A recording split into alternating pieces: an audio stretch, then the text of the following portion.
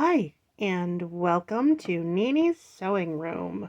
I'm your Nini, your fun, cool aunt, who is here to help you learn about some things that maybe you weren't taught in school.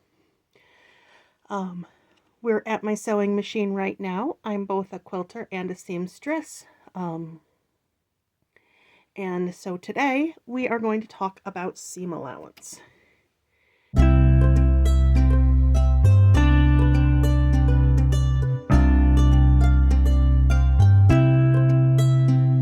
We can see on here on the sewing machines, we've got 3, 4, 5, 6.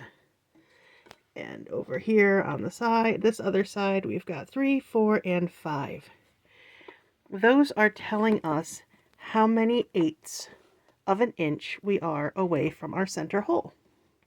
So if you are sewing with a 3/8 seam allowance, you would be sewing on the 3. If you're sewing on 4/8 or a 1/2 inch, that would be 4. We've got 5/8 right here, and we have 6/8, which is 3/4. That's already lined up. When I'm quilting, I like to use a 1/4 inch. Now there is no 1/4 inch line, but it's about the width of my presser foot.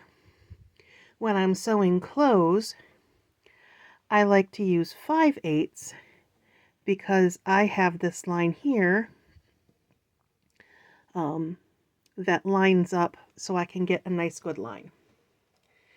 Now, the difference in seam allowance, and I'll show you what seam allowance does. Seam allowance is the amount of fabric on the other side of the seam. Now, I'm going to show with basically no seam allowance. I'm going to sew right very close to the edge of the fabric.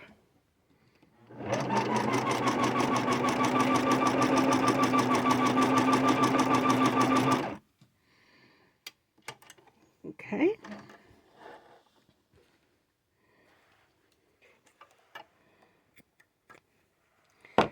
Now, with a seam allowance very close to the edge of the fabric, it's very easy just to rip it right out.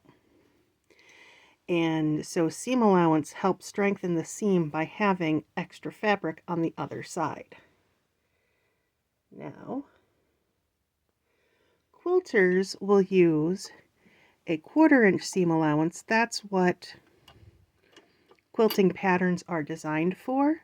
As I said, it's about the width of your presser foot.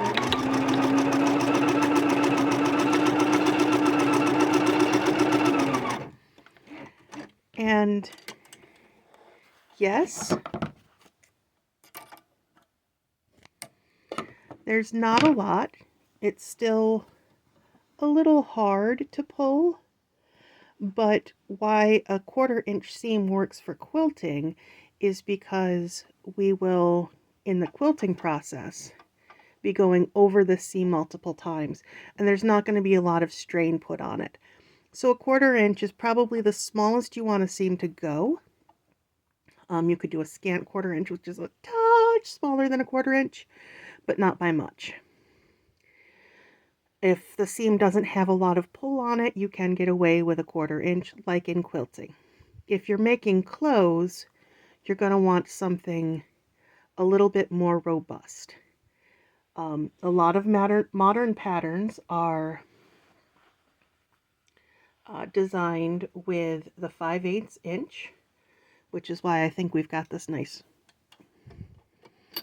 So